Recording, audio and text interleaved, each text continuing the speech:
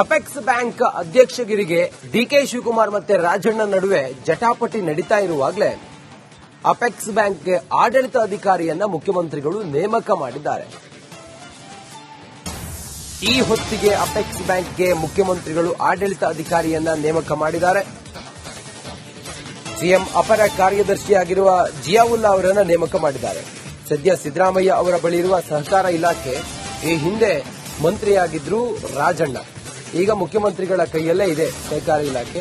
ಮುಖ್ಯಮಂತ್ರಿಗಳು ಆಡಳಿತಾಧಿಕಾರಿಯನ್ನ ನೇಮಕ ಮಾಡಿದ್ದಾರೆ.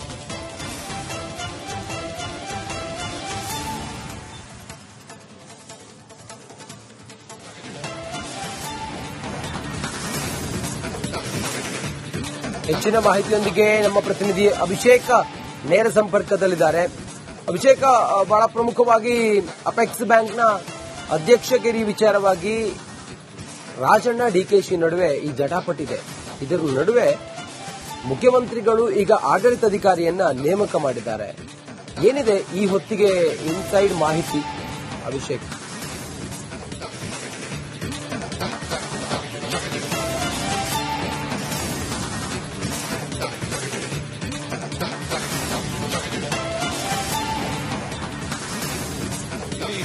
ಪ್ರಭಾವಿ ನಾಯಕರು ಒಂದ್ ಕಡೆ ಕೆಎನ್ ರಾಜಣ್ಣ ಅವರು ಮತ್ತೊಂದು ಕಡೆ ಡಿಕೆ ಶಿವಕುಮಾರ್ ಅವರು ಈ ಅಪೆಕ್ಸ್ ಬ್ಯಾಂಕ್ ನ ಅಧ್ಯಕ್ಷಗಿರಿಯ ಮೇಲೆ ಇಬ್ಬರ ಕಣ್ಣು ಮೊದಲಿಂದ ಇರುವಂತದ್ದು. ಕೋಆಪರೇಟಿವ್ ಸೆಕ್ಟರ್ ನಲ್ಲಿ ಕೆಎನ್ ರಾಜಣ್ಣ ಅವರಿಗೆ ಇರುವಂತಹ ದೈತ್ಯ ಶಕ್ತಿ ಏನು ಅಂತ ಅರ್ತಿರುವಂತಹ ಡಿಕೆ ಶಿವಕುಮಾರ್ ಅವರು ಈ ಅಧ್ಯಕ್ಷ ಸ್ಥಾನದ ವಿಚಾರವಾಗಿ ರಾಜಣ್ಣ ಅವರನ್ನ ಭೇಟಿ ಮಾಡಿದ್ರು. ತಮ್ಮ ಕ್ಯಾಂಡಿಡೇಟ್ಗೆ ಅವಕಾಶ ಮಾಡಿಕೊಡ್ಬೇಕು ಅನ್ನೋ ಮನವಿಯನ್ನ ಮಾಡಿದ್ರು ಅನ್ನೋದು ಮಾಹಿತಿ ಒಂದ್ ಕಡೆ ಆಯ್ತು. ಅಂದ್ರೆ ಮತ್ತೊಂದ್ ಕಡೆಗೆ ಸಚಿವ ಸ್ಥಾನ ಕೈ ತಪ್ಪೋದಕ್ಕೆ ಡಿಕೆ ಶಿವಕುಮಾರ್ ಅವರು ಹೈಕಮಾಂಡ್ ಬಳಿ ಮಾಡಿದಂತ ಆರೋಪವೇ ಕಾರಣ ಅನ್ನೋ ಕಾರಣದಿಂದಾಗಿ ಕೆಎನ್ ರಾಜಣ್ಣ ಅವರು ತಮ್ಮ ಅಭ್ಯರ್ಥಿಯನ್ನೇ ಅಪೆಕ್ಸ್ ಬ್ಯಾಂಕ್ನ ಅಧ್ಯಕ್ಷನಾಗಿ ಮಾಡಬೇಕು ಅನ್ನೋದು ಪಣವನ್ನ ತೊಟ್ಟಿದ್ರು.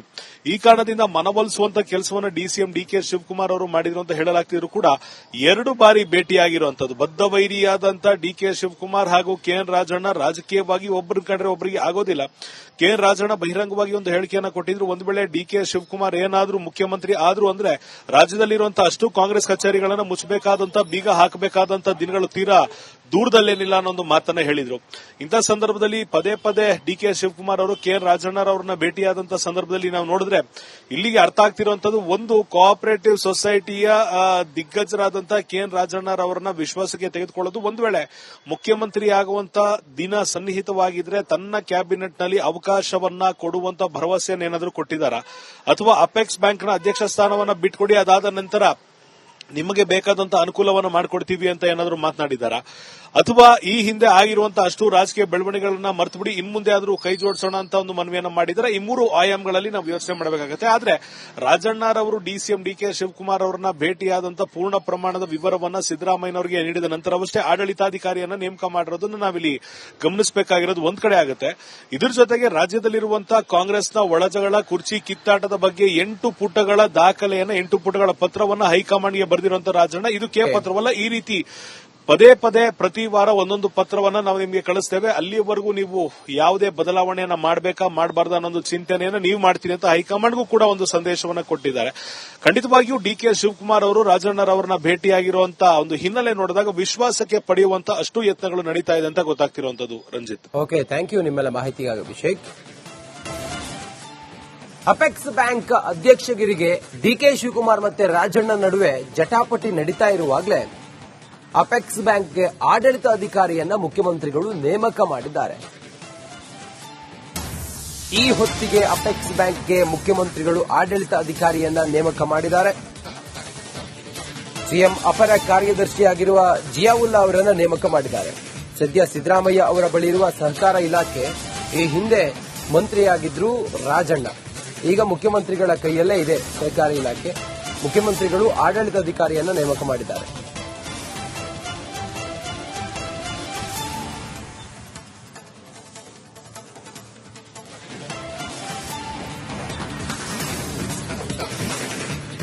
ಹೆಚ್ಚಿನ ಮಾಹಿತಿಯೊಂದಿಗೆ ನಮ್ಮ ಪ್ರತಿನಿಧಿ ಅಭಿಷೇಕ್ ನೇರ ಸಂಪರ್ಕದಲ್ಲಿದ್ದಾರೆ.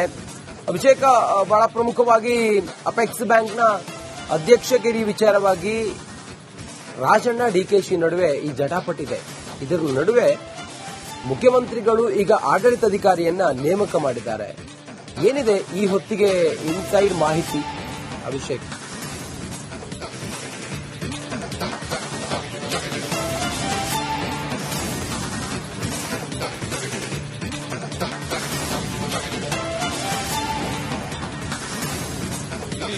ಪ್ರಭಾವಿ ನಾಯಕರು ಒಂದ್ ಕಡೆ ಕೆಎನ್ ರಾಜಣ್ಣ ಅವರು ಮತ್ತೊಂದ್ ಕಡೆ ಡಿಕೆ ಶಿವಕುಮಾರ್ ಅವರು ಈ ಅಪೆಕ್ಸ್ ಬ್ಯಾಂಕ್ನ ಅಧ್ಯಕ್ಷಗಿರಿಯ ಮೇಲೆ ಇಬ್ಬರ ಕಣ್ಣು ಮೊದಲಿಂದ ಇರುವಂತದ್ದು. ಕೋಆಪರೇಟಿವ್ ಸೆಕ್ಟರ್ ನಲ್ಲಿ ಕೆಎನ್ ರಾಜಣ್ಣ ಅವರಿಗೆ ಇರುವಂತಹ ದೈತ್ಯ ಶಕ್ತಿ ಏನು ಅಂತ ಅರ್ತಿರುವಂತಹ ಡಿಕೆ ಶಿವಕುಮಾರ್ ಅವರು ಈ ಅಧ್ಯಕ್ಷ ಸ್ಥಾನದ ವಿಚಾರವಾಗಿ ರಾಜಣ್ಣ ಅವರನ್ನ ಭೇಟಿ ಮಾಡಿದ್ರು. ತಮ್ಮ ಕ್ಯಾಂಡಿಡೇಟ್ಗೆ ಅವಕಾಶ ಮಾಡಿಕೊಡ್ಬೇಕು ಅನ್ನೋ ಮನವಿಯನ್ನ ಮಾಡಿದ್ರು ಅನ್ನೋದು ಮಾಹಿತಿ ಒಂದ್ ಕಡೆ ಆಯ್ತು. ಅಂದ್ರೆ ಮತ್ತೊಂದ್ ಕಡೆಗೆ ಸಚಿವ ಸ್ಥಾನ ಕೈ ತಪ್ಪೋದಕ್ಕೆ ಡಿಕೆ ಶಿವಕುಮಾರ್ ಅವರು ಹೈಕಮಾಂಡ್ ಬಳಿ ಮಾಡಿದಂತ ಆರೋಪವೇ ಕಾರಣ ಅನ್ನೋ ಕಾರಣದಿಂದಾಗಿ ಕೆಎನ್ ರಾಜಣ್ಣ ಅವರು ತಮ್ಮ ಅಭ್ಯರ್ಥಿಯನ್ನೇ ಅಪೆಕ್ಸ್ ಬ್ಯಾಂಕ್ನ ಅಧ್ಯಕ್ಷನಾಗಿ ಮಾಡಬೇಕು ಅನ್ನೋದು ಪಣವನ್ನ ತೊಟ್ಟಿದ್ರು. ಈ ಕಾರಣದಿಂದ ಮನವೊಲಿಸುವಂತ ಕೆಲಸವನ್ನ ಡಿಸಿಎಂ ಡಿಕೆ ಶಿವಕುಮಾರ್ ಅವರು ಮಾಡಿದ್ರು ಅಂತ ಹೇಳಲಾಗ್ತಿದ್ರು ಕೂಡ 2 ಬಾರಿ ಭೇಟಿಯಾಗಿರುವಂತದ್ದು. ಬದ್ಧ ವೈರಿಯಾದಂತ ಡಿಕೆ ಶಿವಕುಮಾರ್ ಹಾಗೂ ಕೆಎನ್ ರಾಜಣ್ಣ ರಾಜಕೀಯವಾಗಿ ಒಬ್ಬರ ಕಂಡ್ರೆ ಒಬ್ಬರಿಗೆ ಆಗೋದಿಲ್ಲ. ಕೆಎನ್ ರಾಜಣ್ಣ ಬಹಿರಂಗವಾಗಿ ಒಂದು ಹೇಳಿಕೆಯನ್ನ ಕೊಟ್ಟಿದ್ರು. ಒಂದು ವೇಳೆ ಡಿಕೆ ಶಿವಕುಮಾರ್ ಏನಾದ್ರೂ ಮುಖ್ಯಮಂತ್ರಿ ಆದ್ರು ಅಂದ್ರೆ ರಾಜ್ಯದಲ್ಲಿರುವಂತಹ ಅಷ್ಟು ಕಾಂಗ್ರೆಸ್ ಕಚೇರಿಗಳನ್ನ ಮುಚ್ಚಬೇಕಾದಂತ ಬೀಗ ಹಾಕಬೇಕಾದಂತ ದಿನಗಳು ತೀರಾ ದೂರದಲ್ಲೇನಿಲ್ಲ ಅನ್ನೋ ಒಂದು ಮಾತನ್ನ ಹೇಳಿದ್ರು.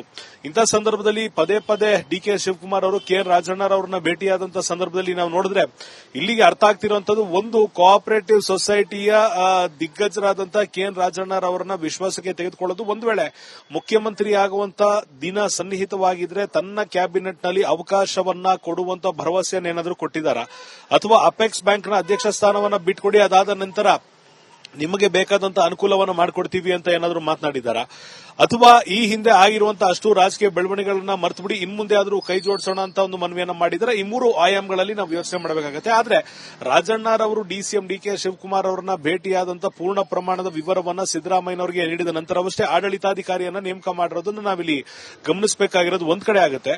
ಇದ್ರ ಜೊತೆಗೆ ರಾಜ್ಯದಲ್ಲಿರುವಂತಹ ಕಾಂಗ್ರೆಸ್ನ ಒಳಜಗಳ ಕುರ್ಚಿ ಕಿತ್ತಾಟದ ಬಗ್ಗೆ 8 ಪುಟಗಳ ದಾಖಲೆಯನ್ನ 8 ಪುಟಗಳ ಪತ್ರವನ್ನ ಹೈಕಮಾಂಡ್ಗೆ ಬರೆದಿರುವಂತಹ ರಾಜಣ್ಣ ಇದು ಪತ್ರವಲ್ಲ. ಈ ರೀತಿ ಪದೇ ಪದೇ ಪ್ರತಿ ವಾರ ಒಂದೊಂದು ಪತ್ರವನ್ನ ನಾವು ನಿಮಗೆ ಕಳಿಸ್ತೇವೆ, ಅಲ್ಲಿವರೆಗೂ ನೀವು ಯಾವುದೇ ಬದಲಾವಣೆಯನ್ನ ಮಾಡಬೇಕಾ ಮಾಡಬಾರ್ದು ಅನ್ನೋ ಚಿಂತನೆಯನ್ನ ನೀವು ಮಾಡ್ತೀರಿ ಅಂತ ಹೈಕಮಾಂಡ್ಗೂ ಕೂಡ ಒಂದು ಸಂದೇಶವನ್ನ ಕೊಟ್ಟಿದ್ದಾರೆ.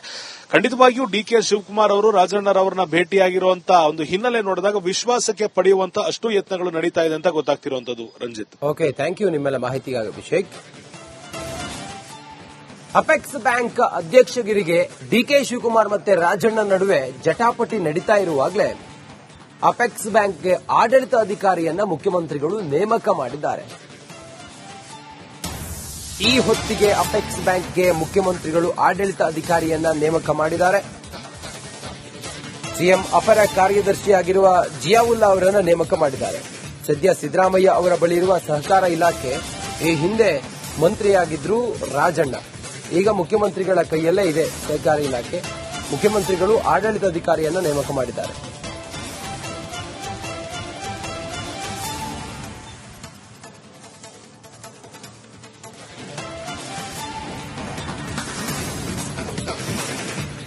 ಹೆಚ್ಚಿನ ಮಾಹಿತಿಯೊಂದಿಗೆ ನಮ್ಮ ಪ್ರತಿನಿಧಿ ಅಭಿಷೇಕ್ ನೇರ ಸಂಪರ್ಕದಲ್ಲಿದ್ದಾರೆ. ಅಭಿಷೇಕ್, ಬಹಳ ಪ್ರಮುಖವಾಗಿ ಅಪೆಕ್ಸ್ ಬ್ಯಾಂಕ್ನ ಅಧ್ಯಕ್ಷಗಿರಿ ವಿಚಾರವಾಗಿ ರಾಜಣ್ಣ ಡಿಕೆಶಿ ನಡುವೆ ಈ ಜಟಾಪಟಿದೆ. ಇದರ ನಡುವೆ ಮುಖ್ಯಮಂತ್ರಿಗಳು ಈಗ ಆಡಳಿತಾಧಿಕಾರಿಯನ್ನ ನೇಮಕ ಮಾಡಿದ್ದಾರೆ. ಏನಿದೆ ಈ ಹೊತ್ತಿಗೆ ಇನ್ಸೈಡ್ ಮಾಹಿತಿ ಅಭಿಷೇಕ್?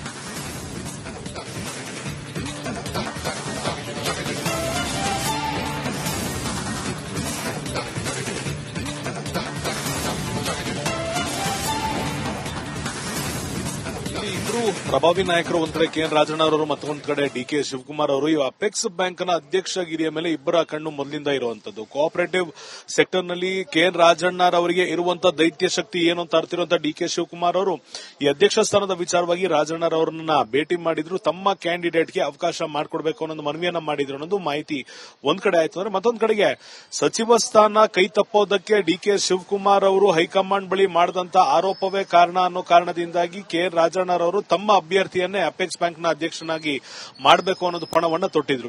ಈ ಕಾರಣದಿಂದ ಮನವೊಲಿಸುವಂತ ಕೆಲಸವನ್ನ ಡಿಸಿಎಂ ಡಿಕೆ ಶಿವಕುಮಾರ್ ಅವರು ಮಾಡಿದ್ರು ಅಂತ ಹೇಳಲಾಗ್ತಿದ್ರು ಕೂಡ 2 ಬಾರಿ ಭೇಟಿಯಾಗಿರುವಂತದ್ದು. ಬದ್ಧ ವೈರಿಯಾದಂತ ಡಿಕೆ ಶಿವಕುಮಾರ್ ಹಾಗೂ ಕೆಎನ್ ರಾಜಣ್ಣ ರಾಜಕೀಯವಾಗಿ ಒಬ್ಬರ ಕಂಡ್ರೆ ಒಬ್ಬರಿಗೆ ಆಗೋದಿಲ್ಲ. ಕೆಎನ್ ರಾಜಣ್ಣ ಬಹಿರಂಗವಾಗಿ ಒಂದು ಹೇಳಿಕೆಯನ್ನ ಕೊಟ್ಟಿದ್ರು. ಒಂದು ವೇಳೆ ಡಿಕೆ ಶಿವಕುಮಾರ್ ಏನಾದ್ರೂ ಮುಖ್ಯಮಂತ್ರಿ ಆದ್ರು ಅಂದ್ರೆ ರಾಜ್ಯದಲ್ಲಿರುವಂತಹ ಅಷ್ಟು ಕಾಂಗ್ರೆಸ್ ಕಚೇರಿಗಳನ್ನ ಮುಚ್ಚಬೇಕಾದಂತ ಬೀಗ ಹಾಕಬೇಕಾದಂತ ದಿನಗಳು ತೀರಾ ದೂರದಲ್ಲೇನಿಲ್ಲ ಅನ್ನೋ ಒಂದು ಮಾತನ್ನ ಹೇಳಿದ್ರು.